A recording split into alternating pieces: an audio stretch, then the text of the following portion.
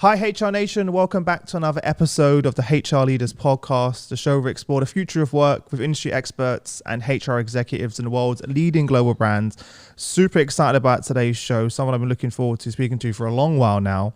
We're joined by Juliet Funt, who's a globally renowned keynote speaker, advisor to Fortune 500 companies, and founder and CEO of JFG. Today, we're going to be talking about her new book, A Minute to Think. Welcome to the show. How are you? Thank you so much. I'm great to finally be here with you. It's been a while. How you been, by the way? It's been a few months since we last caught up. I'm good. I'm in Atlanta and I'm driving through these spectacular giant white trees that look like kind of a white tree version of Japan in the spring and or what I've heard is Japan in the spring. And so it's pretty pretty here. Yeah. How's everything going with the book? Obviously, firstly, congratulations.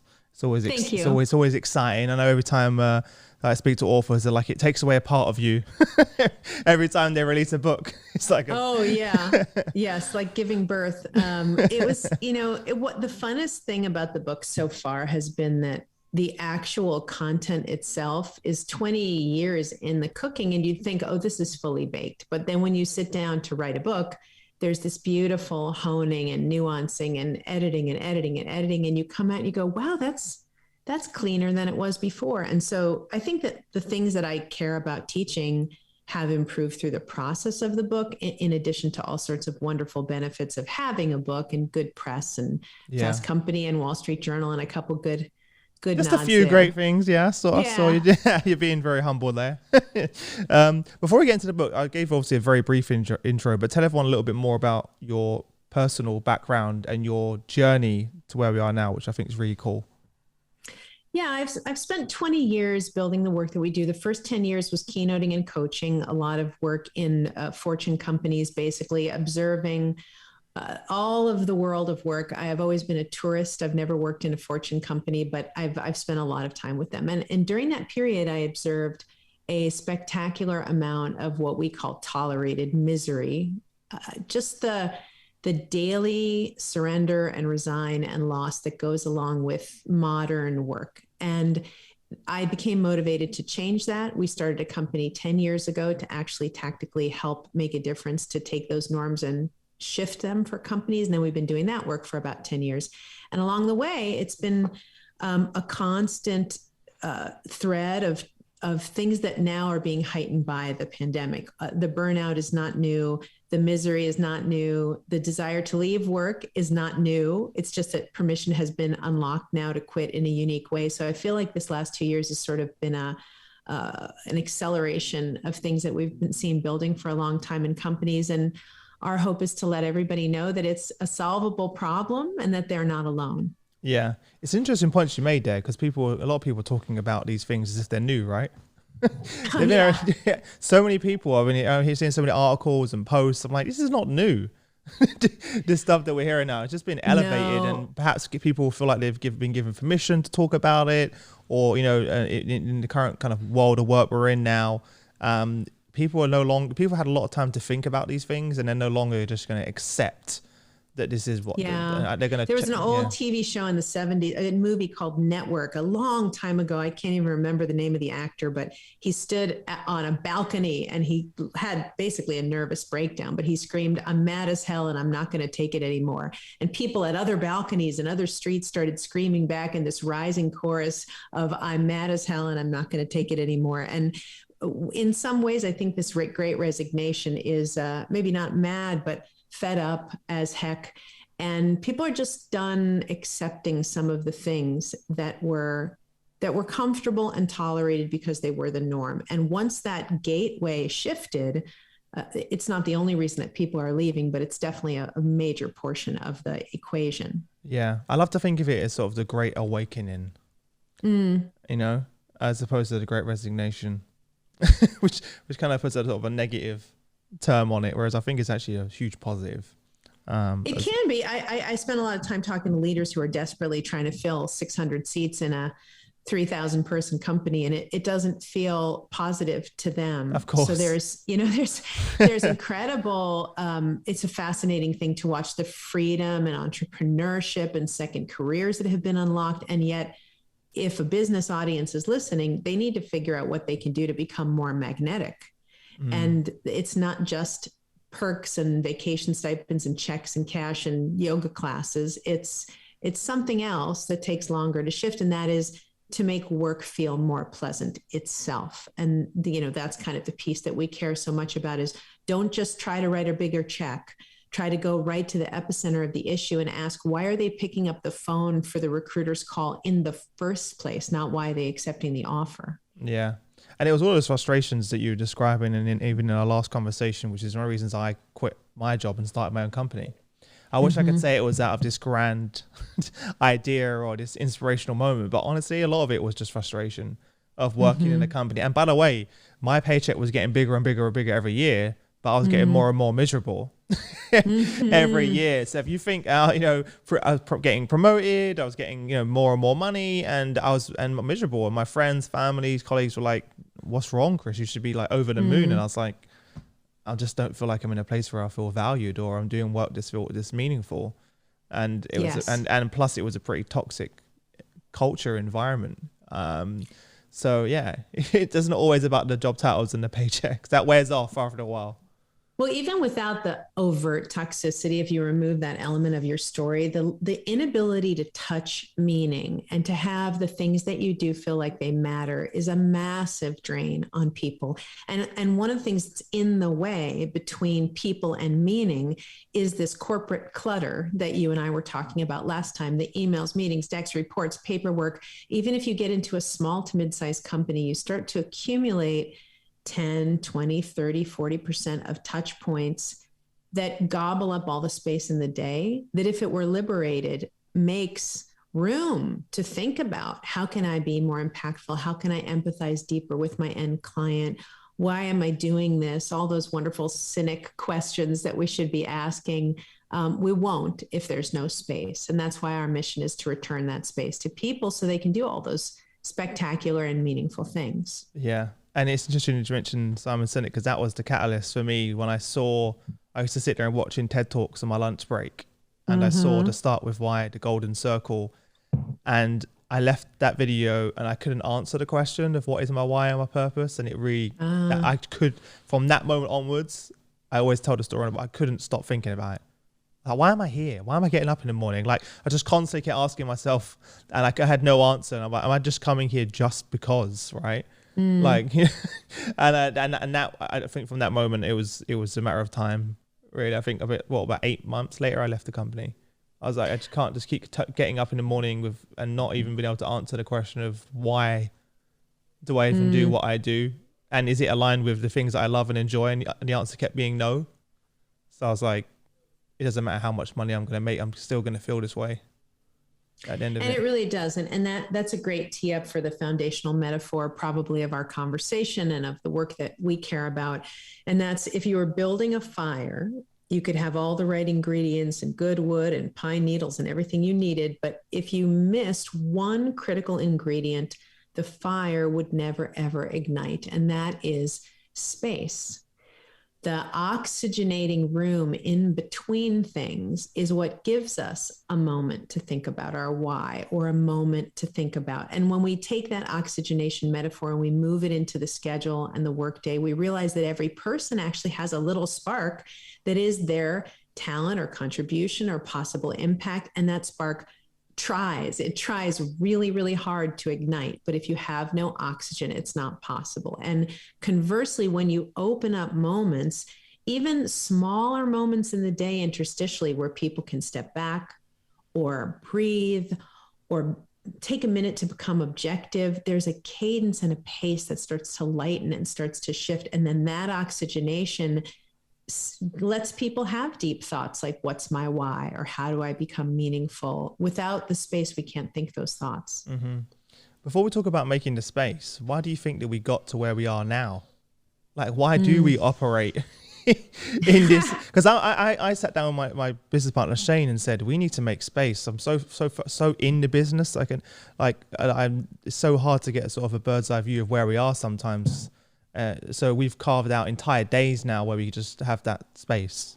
Example, that's wonderful. That wasn't the case when I talked to you last. So every Wednesday I have nothing. No one's basically my diary is completely open, and I spend the entire day literally the entire day, every Wednesday, just focusing on those things that really matter. And it's been a game changer for us to be able to just get out of all of the noise. But I'm wondering why we did it the other way for so long, and why do we continue to do that in many organizations and be busy and, you know, be flooded with emails and calls and just overwhelmed.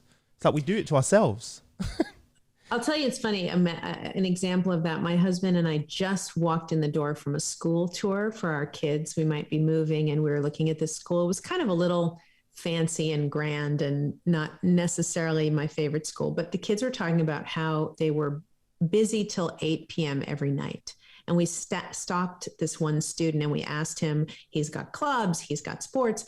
And we got in the car. My husband said, well, the kids are choosing. They're not busy till 8 p.m. because they're forced to. They're not at school or doing homework. They're doing their stuff that they want to do. And I said that my belief is that from the earliest of ages, they have been taught that a full schedule is a valorous schedule. From 3, 4, 5 years old, we've got flute, we've got dance, we've got all our little classes. And so by the time we're sitting and talking to a 16-year-old who says to me, I choose to be busy till 8 p.m. and then be back at school at 8 a.m., I don't believe that that's free will anymore. And I think that we do the same at work. We follow the norms and we conform around us. And then we think that we're making decisions, but we're not. Yeah, you're so interesting. You're right, aren't you? Yeah. Because when I look at my calendar, I look at it as, oh, there's some time I can fill. I'll see even my assistant, Lisa, who's probably listening, like we look at our, well, you got time here because you got time there. Let's fill it. Right. Like right. Not the other way around of actually, let's leave that free so I can really sit back and reflect. And what we need to do is we need to learn to take what we call a strategic pause. It's not an idle pause. It's not a lazy pause. It's strategic, because if we're not having room for creativity and innovation and strategy and recuperation, then we're operating at half-mast for the entire day. So the smartest of people learn to take them. We teach people very easy baby steps. And I will say that when you talk about the all white space Wednesday, we call it white space, and I'll tell you why in a minute. But when you talk about that all white space Wednesday, it might be an intimidating point to start from. Even an hour feels very overwhelming, like an executive length piece of space. You have to remember that we can begin with a minute, 3 minutes, 30 seconds. Just interlacing through the day is amazingly powerful. And it's where a lot of your listeners might end up feeling more possible to start. Yeah. By the way, I'm going to steal that White Space Wednesday. Yeah. Well, white space, the reason we called it white space. I love it. It sounds so good. In the old days when we were coaching executives and I would open up the diary that was paper, I'd look at a day. So Wednesday, how much white space literally is it? Because if you could see a lot of white space on the paper, oh my gosh, the improvisation, the adaptation that's possible in the course of that day. Conversely, at the time, if it's all pen, and now if it's all color, we can't. Yeah. What do you say to those people? Because there are going to be those people out there to say, I'm too busy, I don't have the time. Well, it's a choice. It's a choice to stay busy. If you don't question it, it's always going to keep you going. That culture of insatiability is going to keep driving you into busyness. And if it's working for you in your company, meaning people are happy, healthy, balanced, engaged, and busy, then there's nothing wrong with it. But that's not how it looks for most people. What busyness looks like for most people is either it leads to burnout or imbalance or a lack of creativity or a lack of engagement or an attrition issue. At some point, you pay the price for treating a human being like a machine. Yeah. I have seen companies now, many of our audience actually do this, where they've got days or hours in a week company-wide where the entire company's got it blocked out. And I think many of that was from their well-being initiatives that were rolled out over the last 2 years, where everyone knows globally that between that hour and that hour of these hours that nothing, it's just, and they're using technology obviously to help block that out. Right. Well. And if they're doing that org-wide, it's a wonderful start, but I do need to share with you, that's kind of like thinking about work. I think of it this way since the pandemic as a giant lever. Imagine a big cartoon lever with a red tip that's on, off, on, off. Heart-centered leaders, especially HR professionals, they saw what was happening in the pandemic. They said, we need a wellness day. And they turned the lever off.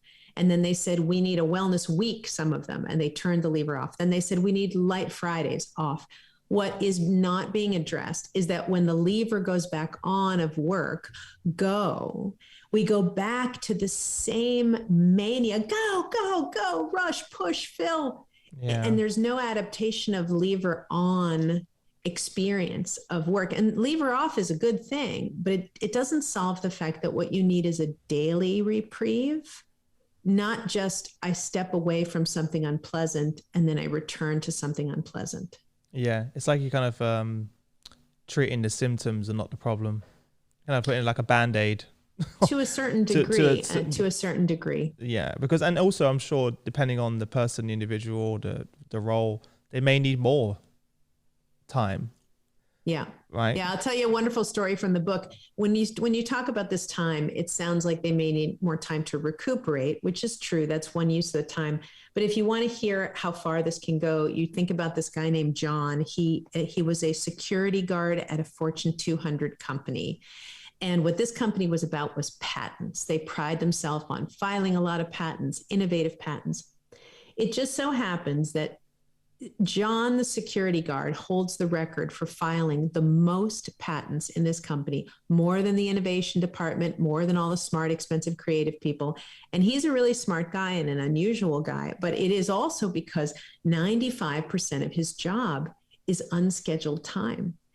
And we sat and talked about the fact that he told me that that's when everything simmers and cooks, when he's in the ready stance of a security guard. The kicker and the punchline is 2 times they promoted him into the formal innovation department and out of security. And 2 times now he has come back because once he became a formal innovation guy, they filled his day with all this corporate crap all day long. And then he couldn't think. Yeah. No, I love that story. That makes so much sense because even for me, my best ideas or problem solving comes when I'm in the gym or I'm in the shower, or I'm going for a walk, or when I'm not actually thinking about work or at work or and that's where it happens. And you like that sort of, even actually sometimes I wake up in the middle of the night and I have the idea and I write it down in my notepad and go back to sleep. Yeah, that's a big controversy if you're a meditator. Do you make the note to get it out of your mind to return to meditation, or do you let it go? It's very, very hard to let it go. Yeah, if I don't write it down, I will just end up sitting there thinking about it for the rest of the night. That's the way I've realized. Whereas if I can write it down, it kind of, I feel like I've just, or like I create a task. Maybe that's not even that good. I go in my Google Calendar and I create a Google task, and then I put it in my task, so I know at least it's there. I'm not going to forget about it. Since we accidentally touched on meditation, it's interesting too, for some of your listeners would think that the space we're describing, that openness, might be confusing with meditation. There's actually a big difference between meditation and mindfulness, which are 2 practices that both have some aspect of instruction to them. You return to your breath, or you return to thinking about sensory experience, or a candle, or a mantra. Whereas the space we're talking about in white space, it's a complete liberty moment. It is a dog in the park without a leash running. And when the mind has that kind of liberty, you get to different things that you get to, then you can get to with the very different practices of meditation and mindfulness, both congruent, both aligned. I try to do some of both of them, but they're different than the freedom and liberty of a moment of truly unscheduled time where your brain is free. Yeah. Is it because I suppose it will be counterintuitive if you did plan it, because if you planned everything, then you by default kind of gone back to where you were. Not necessarily. So there's time blocking and time sketching. I very much believe in time sketching, which is to loosely plan when you would have space and activities in your day. If you block everything, it tends to set you up for unrealistic expectations and disappointment, because life happens and fluid things get longer, and sometimes you have to step out and there's emergencies. But we call it time sketching to kind of lightly go through. There's absolutely nothing wrong with adding some white space to the formalized day. In fact, one of the most popular tools or premises of our work is a little rule that we call never let the colors touch. this is a calendar management idea that was important before, but since Zoom and COVID, it's been just absolutely paramount. Imagine if the idea is to imagine your calendar right now every day, especially for you, probably looks like a paint swatch with color, color, color, color, color.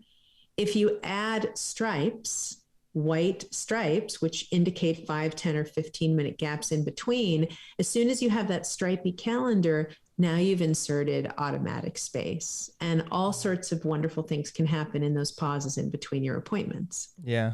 I'm terrible at that. I'm definitely a victim of the back-to-back Zooms and the back-to-back meetings, and yes, never having the space to actually think, or even like take in what the conversation you just had and let it resonate and reflect on. I just had this really great conversation with this person. I'm straight into another call. There's so much in there. I say sometimes look back, look within, look forward, meaning let's say you had 10 minutes between calls. Look back is, who did I just talk to? What do I have to learn from it? Do I need to write a note?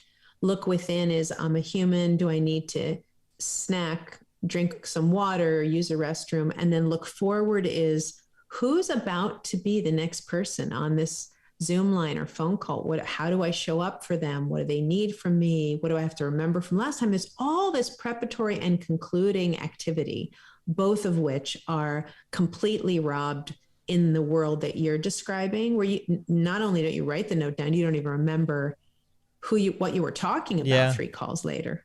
Yeah, you're so right. I'm sure everyone listening can relate. So what advice would you give someone of how to get started? What are some simple steps that they can take? They're listening to this right now, tomorrow, to get started on this journey. Yes. So it is actually a pretty exciting time, especially for HR professionals, because HR professionals are the heartbeat of an organization, and they're usually ahead of the curve when knowing that these changes need to happen. But like everybody else, they get moved into these other priorities that take them off of creating space and room for meaning and creativity and just ease, humanity, sanity within the workplace. The 2 exciting things that are happening right now is the redesign implications of COVID and hybrid have opened a spectacular door. It's like we have a blank page and everybody's changing everything. So in that atmosphere of taking all the car parts out and putting them on the driveway, you do have a lot of opportunity. The other thing is that Q1, I don't know why I've seen this trend so uniformly, but it feels like everybody just dusted their hands off at the end of December and said, we are going back to development.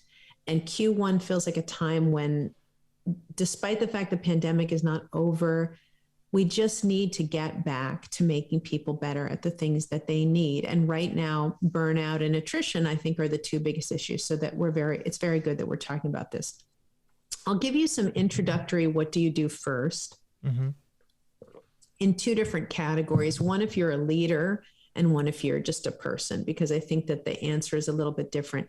If you're listening and you're an entrepreneur, or you work by yourself, or you're new in a role where you don't have a lot of agency, you're going to want to look for that interstitial white space that I talked about, the really manageable pieces. And the tool that you should start with is called the wedge. For those of you audio only, I think most of your listeners, if you can imagine, my 2 hands are together with their fingertips touching like a wedge pointing upward. And what you want to imagine is a little bit of space inserted in between 2 things that without it would have been connected. So we talked about between a meeting and a meeting, we opened up that space. Then maybe between a question and an answer, or between turning off your keys and walking in the door to see your family, or even between having an idea and acting upon it. We wedge and open and wedge and open. So we're adding 30 seconds, a minute, 5 minutes, 2 minutes, manageable, easy baby steps of white space. The wedge is the most powerful place for individual contributors to begin. At a leadership level, it gets more complicated, because the first thing you have to really do is take a look at what is before you can start changing it. So there's a lot of surveys. They sometimes tell us what we need to know, but I think it's more powerful to do a version of skip level meetings that we advocate, just pluralized skip levels meetings. A skip level meeting is when a senior executive meets with the people below their direct reports. But a skip levels meeting is when a super senior executive decides to go down a few more levels, and just that old-fashioned manage by walking around, or in this case, manage by zooming around sometimes, to talk to individual people and ask this pivotal question: how does work feel for you here? And when you ask people, how does work feel for you here? If you ask it in the right way, you can have an honesty unlock that will begin to point you in the right direction. Love that. I love that question, by the way. How does work it's feel really powerful for you here as well? Because you're invoking emotion by asking it, how does the work feel? Very, very interesting to do that. And I love leaders can kind of sorry. I was just going to say, when you were talking about the entrepreneur advice, I was thinking about those moments, for example, when I get home and I immediately want to jump into doing more work, and I now make some room in between that wedge to sit down and spend an hour with my daughter and have quality time, as opposed to, or when I wake up in the morning, rather than focus immediately on what's happening at work, is just take a moment to, actually, because the first thing we do when we jump out of bed is look at our emails, what's our schedule. I'm trying to get better at just not having anything. Start my day with, attitude of gratitude, affirmations, and focus. Start there, and then, look at what the day, what's in front of me, as opposed to rolling out of bed and looking straight at my calendar, which is never a great thing. I personally think, especially for mental health. You're like, oh, here we go. Starts again. So yeah. And we've never reached for that as addictively as we have now, because I think there's a moment when you have finished all of Netflix and you've been so cooped up and so exhausted for so long that work becomes an entertainment in a more openly admitted way than it was before. We have no idea what to do with ourselves, and so we're just picking up the laptop. And it's going to be a detoxification, in a sense, for all of us to return to just taking those open moments. But we have to rewrite the norms of COVID, and we have to rewrite the length of the day as well. Bloomberg tells us that the workday is 2.5 hours longer than it was before. And while many have said the flip side is true for them, they're taking their kids to school, they're more connected at home. I just had breakfast with a senior leader yesterday who said that those particular benefits are very potent in his team. We just are sitting at the computer longer. That's health ramifications, family ramifications, and burnout ramifications. Yeah. Or I'm literally that exact person you just described. So yes, I can pick up my daughter from nursery. Yes, I have all these things. However, last night, the photo was me at my computer in the room, in my bedroom, and my wife in bed on her laptop doing work. And it's and it's 1 a.m. in the morning. That was literally last night, right? I had Netflix on one screen, had my Excel spreadsheet and my emails on the other. I'm sitting there working away. It's 1 a.m. My wife's in bed on her laptop catching up with work. So you literally exactly that. It's kind of, we know we shouldn't be doing it, but do we do it still? And we feel like, oh, well, we've got to catch up on it rather than wait until tomorrow. Let's do it now. And it's not good. Yeah. It's an honesty that we don't really talk about, which is that in that moment when you're a little bit lost or lonely or off or not centered, and you pick up work, it's not often talked about that it just feels good. It feels better to have a controllable focus than to have an uncontrollable experience. And so if we are honest with ourselves to watch the proactivity with which we are numbing a feeling by using the laptop, that is a really big awareness to begin to develop. And in the amount of ambiguity and fear that we've lived in the last 2 years, it's not a surprise that in addition to chocolate and wine and all sorts of other things that people have had more trouble with, that fixing, that filling, that numbing with busyness is potent. The only downside is we miss our life. And then we just wake up one day and we've just missed so much.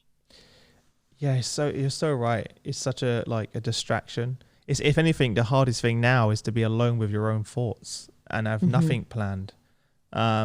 Sometimes to me, like, people talk about like holidays and stuff.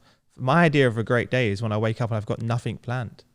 Like that just that's the luxury for me. I'm like, oh, if you've got a plan to go here, where you going out, where you eating, what you doing? I'm like, nothing. They're like, what do you mean? I'm like, this is joy.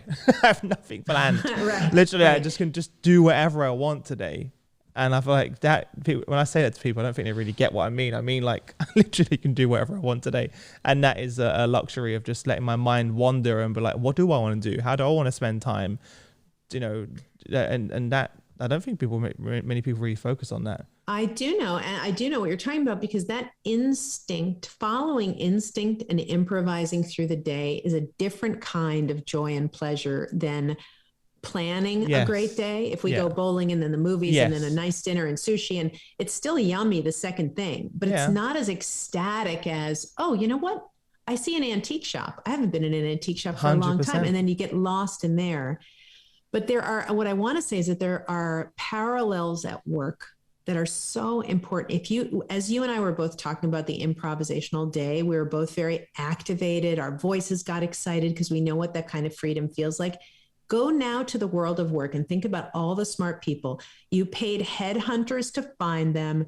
You found more money to entice them. And now they work for you. When do they have that kind of ecstatic liberty with the creative tasks that you're giving them? Probably never.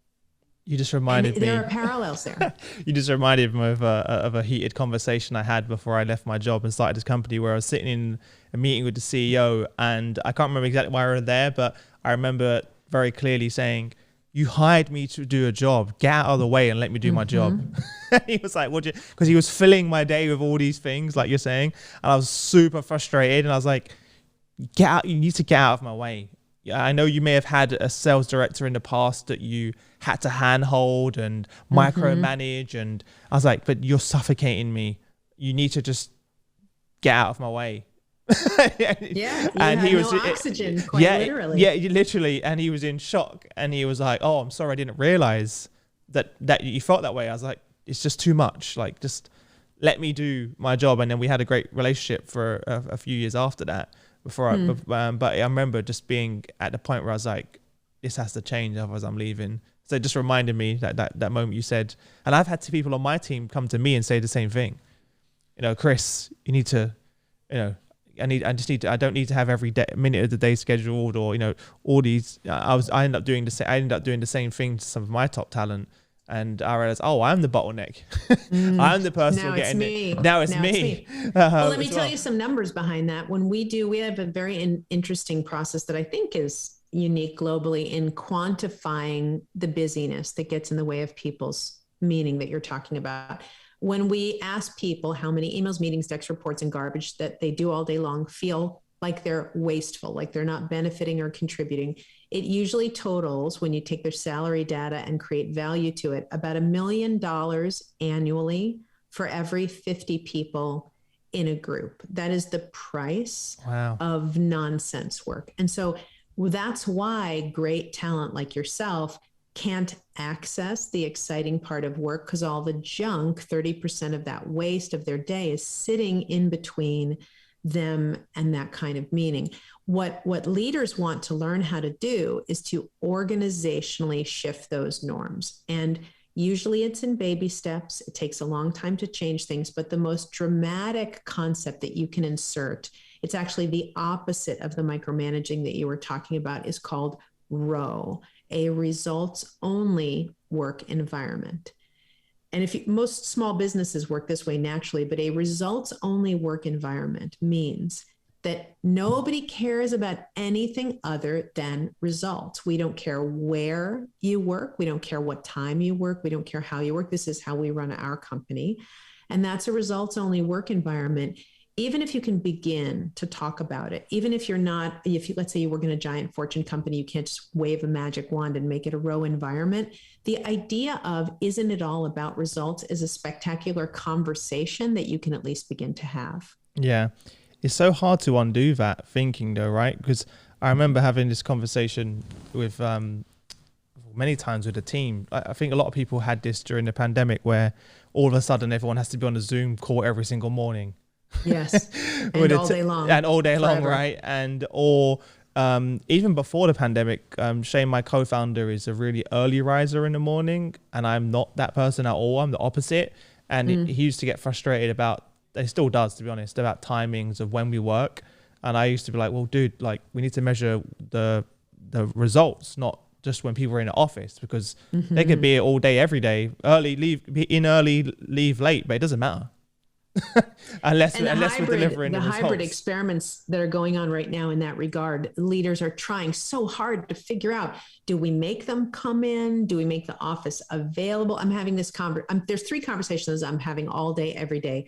Time to finally deal with the burnout. What do we do about this attrition? And the hybrid question of, do we make them come in? A meeting yesterday with the leader, they said, okay, 10 days a month, you come in, you have to come in, but you pick which 10. And then nobody's in the office on the same days. So they're not having that uniform experience. But when everybody's home, there's no culture. And it's a fascinating thing to watch unfold. Yeah, we've been going back and forth with this, even as a small team as well, right? It's like, it's been working. It's weird. This is what I struggle with.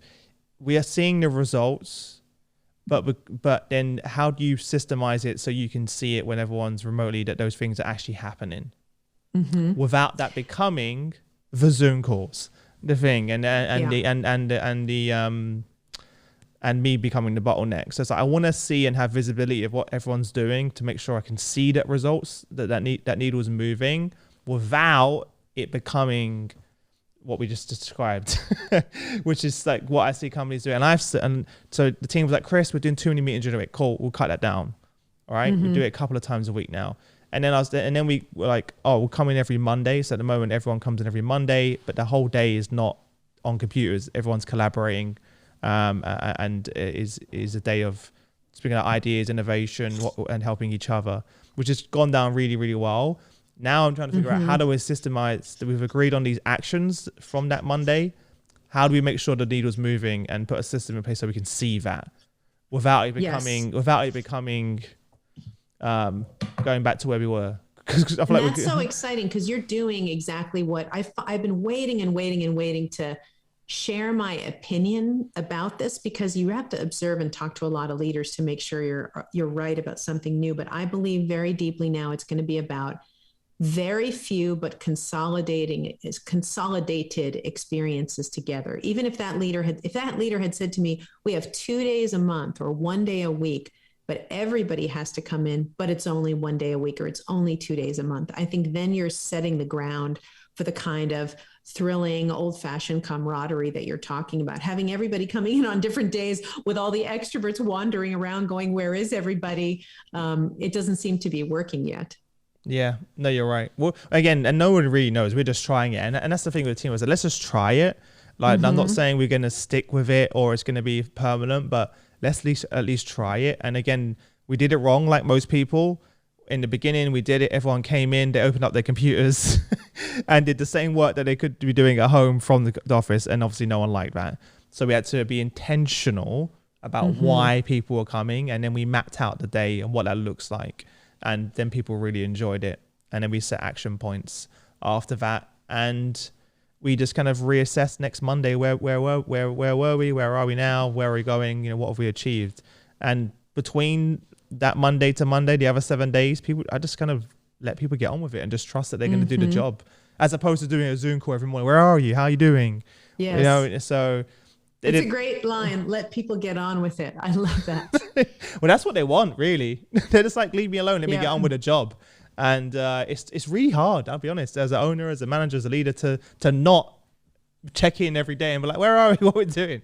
We're going to have to force ourselves to just trust our employees and let them get on with it. Yeah. Yes, an environment of assumed trust would do a lot of really interesting things. If we assumed that everybody was working wonderfully and was going to do the things that we said, and then we only reacted when that didn't happen, we would begin by eliminating so many touch points. First of all, nobody would need to send us all those one-word emails that say, got it, on it, done, yes, received. We would just say, how about we live in an environment of assumed trust, that I trust you and I trust the device called, the mechanism called email, that it will arrive. And then we just do our work. Yeah. And then on one weird day where it doesn't arrive, or something slips through, then we find out about it then. It's so funny you just said that, because literally last week on my coaching session, one of my action points for this week is to assume positive intent. Like you just literally, like, it's one of my 3 things I got to work on this week from my coaching last week was exactly what you just described, which was assume positive intent. And even positive, what's the word? Competence. I think to assume competence is not always safe in this particular life that we live, hiring and letting go of a lot of people, as many of us have. But to just assume that things are being done until they break, I think is a really important thing. And to teach in philosophies, not rules. You and I have been talking about all these different categories that people are going to maybe try to play with implementing. Don't think about rules. Don't think about you have to, no meeting Wednesday or 5 limits on a slide deck. Think about philosophies of we value time. We value autonomy. Row is less important as a rule than it is about a philosophy saying you're a grown-up, work, and I trust you, and let's see what your results are. That's a philosophy, not a rule. So that line of demarcation between rules and philosophy can help people to not fall into very shallow corrections. Yeah, no, I love that. I think it's super important. I've been trying to focus for years more on like focusing on principles rather than policies, because we always put that's another good way to say we put all of these policies in place, especially HR. Yeah, right. Yeah, we put all of these policies in place, right, for the few people that do break the rules, right? But what message does that send? That we're kind of punishing the many for the few people that may, they may not do work when they work remotely, but do we want to punish everyone else by putting these policies, or do we assume positive intent and that people are going to do that? And then operate through principles and give those managers and leaders the principles and the flexibility to have conversations with each of their team members, understand what's going to work best for us and our team, and make decisions as opposed to be governed by these policies. Policies, yeah, I love that too. Yeah, I love that too. But a lot of it's kind of undoing how we think, right, for so long. Like, it's really tough to operate in that way. And even my personal life, to be honest, I try to look at it through what are my guiding principles, because then despite the chaos of what's happening around you and the things that you can't control, if you can operate back from there, or your why, or your purpose, and make that your decision making base, then for me, no matter how crazy things are going with the business of the world, I'm like, is it aligned with my why, my purpose, my principles? If the answer is yes, then it makes my decision making a lot easier. Whereas before, for many, many, many years, I just felt lost and not in control. And that was until we kind of ironed out exactly what that was.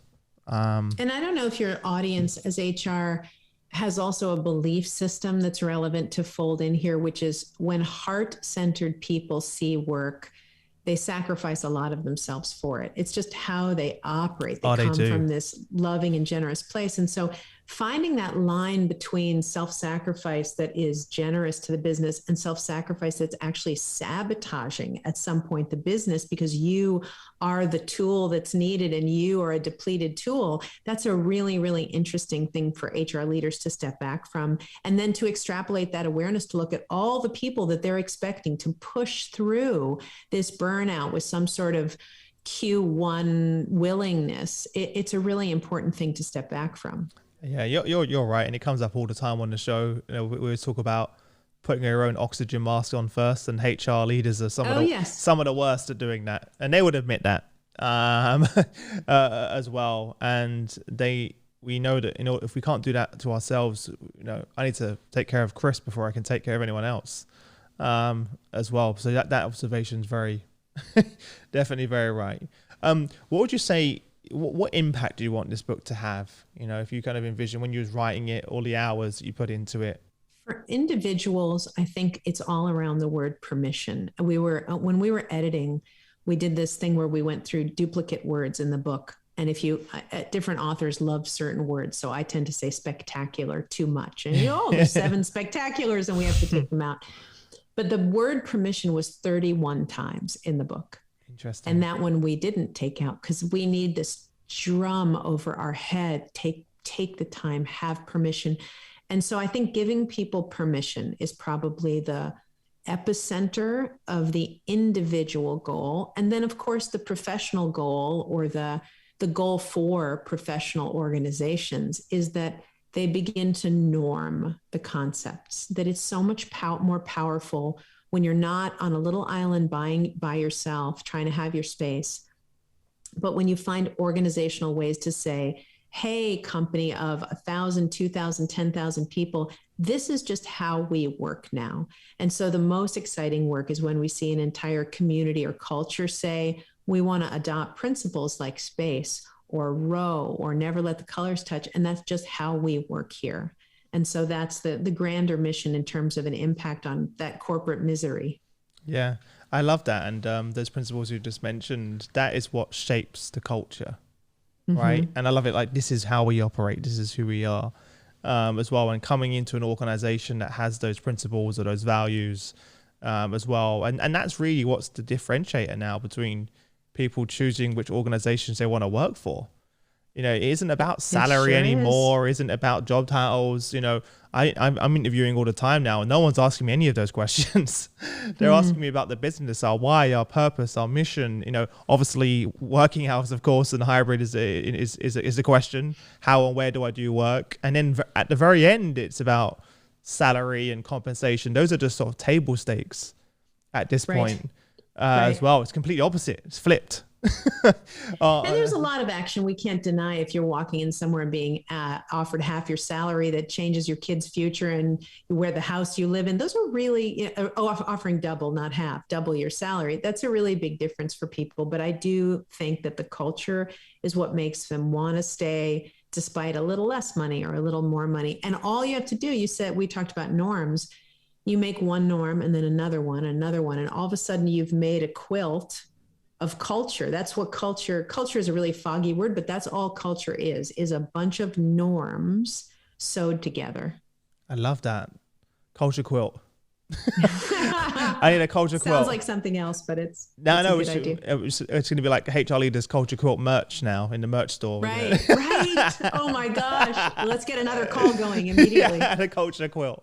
Imagine that you had a quilt which kind of like a literal physical quilt which had like different patches that represented different parts of your culture and business. And then you could give it on onboarding gifts to a new hire. And it says affection, freedom. Your culture quilt. That's actually that's not a bad idea as well. Because you get these silly like coffee mugs and like other stuff that you get onboarding. Imagine having a culture quilt.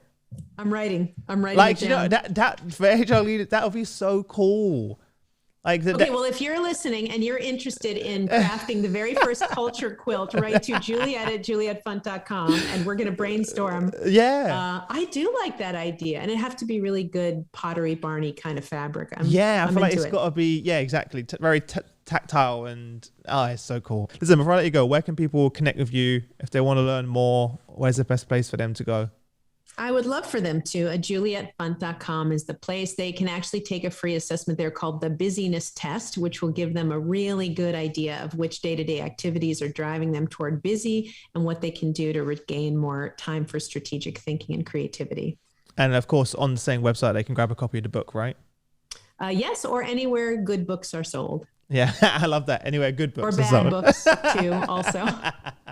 Well, listen, thank you so much for taking the time to go on the show. I feel like the work you're doing, especially for our audience, is so impactful for everyone, to be honest. But I just know that getting it in the hands of our audience who are, HR executives who are leading, millions of employees around the world, I can see the impact that it's going to have. So I really, really appreciate you taking the time out to join us. Thank you. And I want to hear from them, their stories. If they want to write to me, same website, Juliet at julietfunt.com, to tell me what is going on for you right now with burnout, attrition, hybrid. It's the most fascinating time of redesign. So every story is a treat to hear. Yeah, definitely. Well, listen, I wish you all the best until we next speak, and look forward to seeing the culture quilt.